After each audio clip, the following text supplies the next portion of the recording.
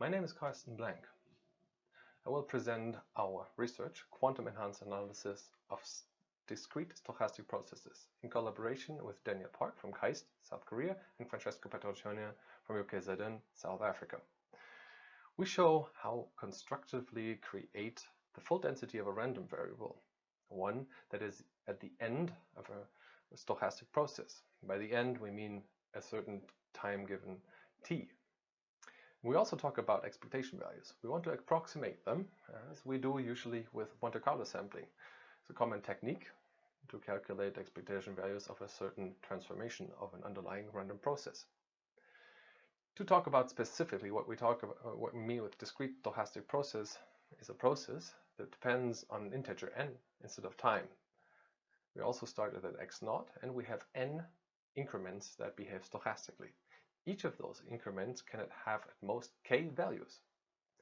What we do now is we encode the sum of these increments into a certain state that we call capital psi f. And now we go through all the realizations that could ever happen, and we encode them into a path variable that we call vector j. And we have a probability, which is basically the joint probability. And we have a unitary that acts on a single qubit, psi naught, also parameterized by that vector.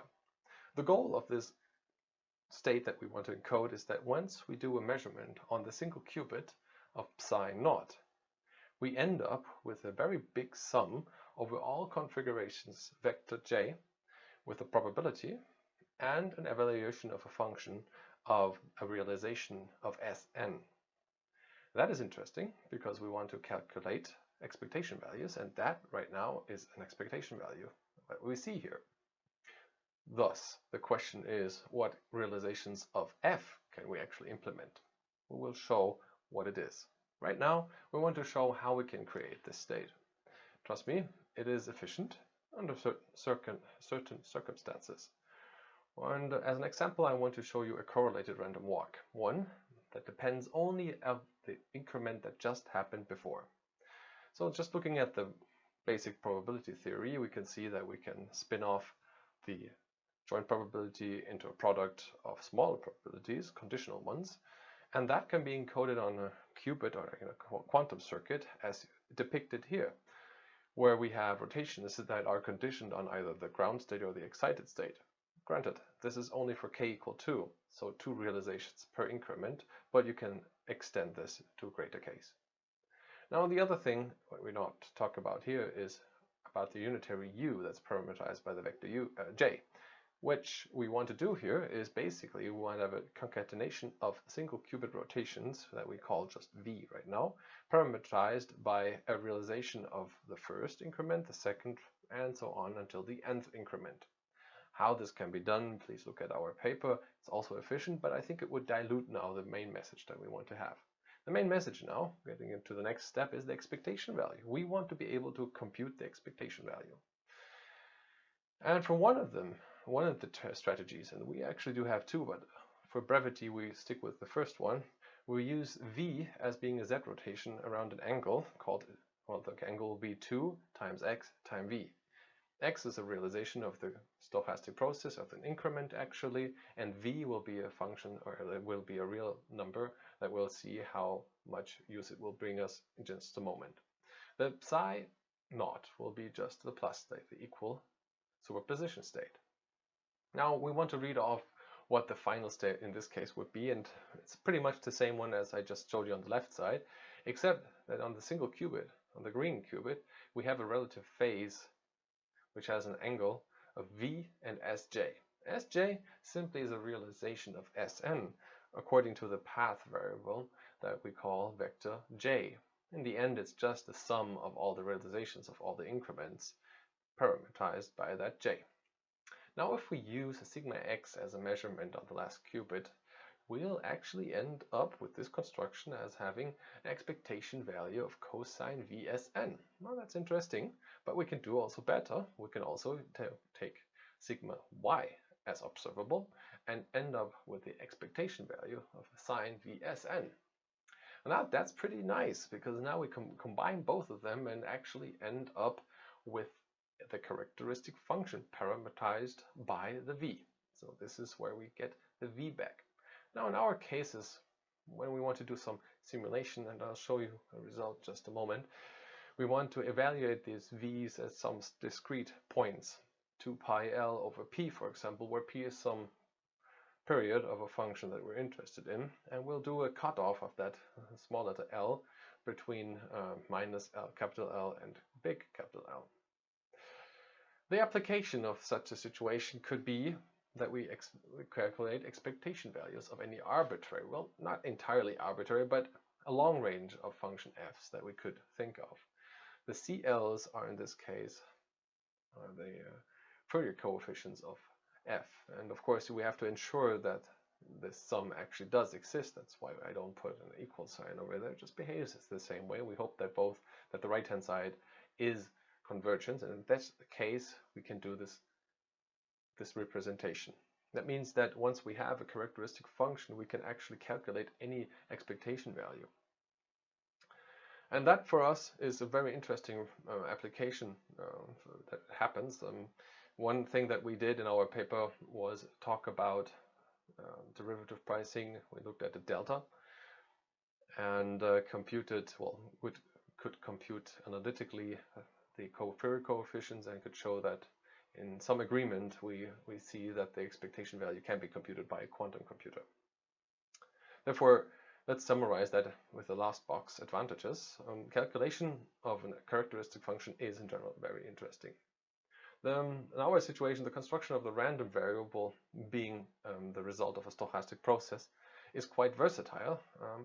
Certainly we cannot do everything very efficiently, but a lot of random variables can be encoded. So that's a specific state preparation routine for random variables.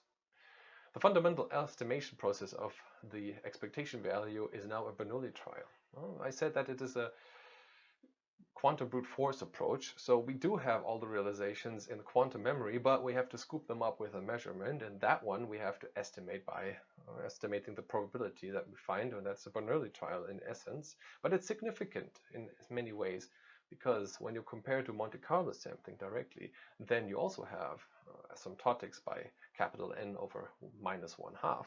That's clear. But the factor that we have in front in this case is a quarter. And that is a stark differentiation, because in Monte Carlo sampling, that factor depends on the variance of the underlying random process.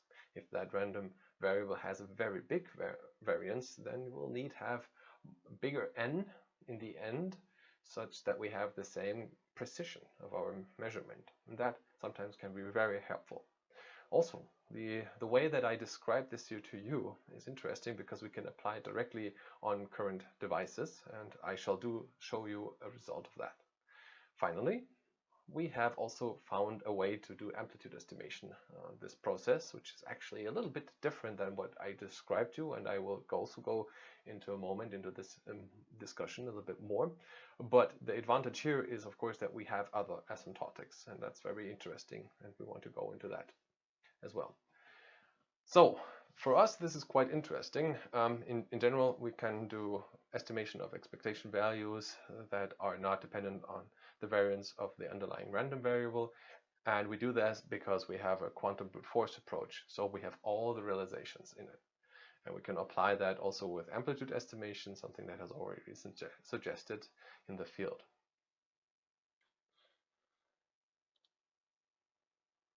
So let's look at one of the examples that we did. We did an experiment on the IBM quantum experience with the processor called IBM QX2, which at that moment when we did it had very good error rates on its qubits. So we had hope that we could get this.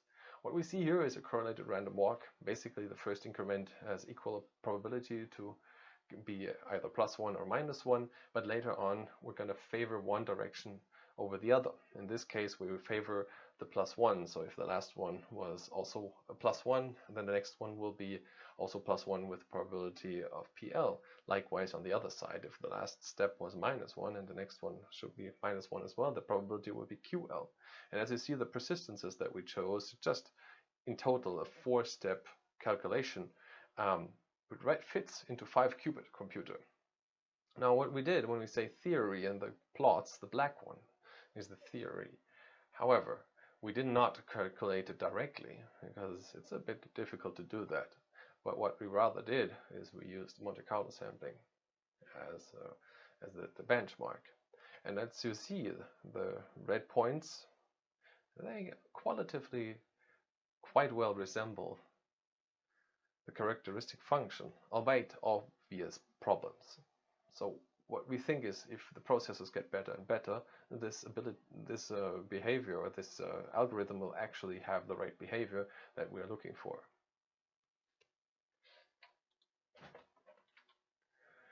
And also told you that we could do amplitude estimation.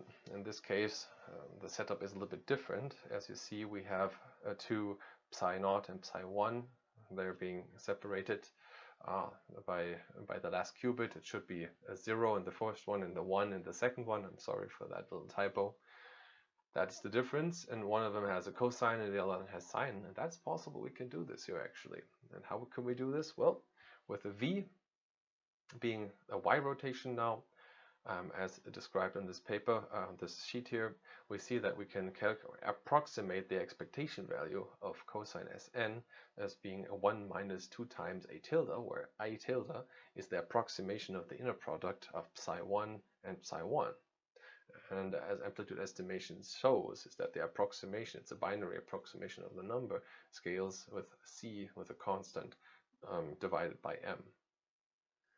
Now, that is basically the idea, and I would be glad if you look into our paper and see more details of it. And I hope you enjoyed my little presentation. Thank you very much. Have a good day.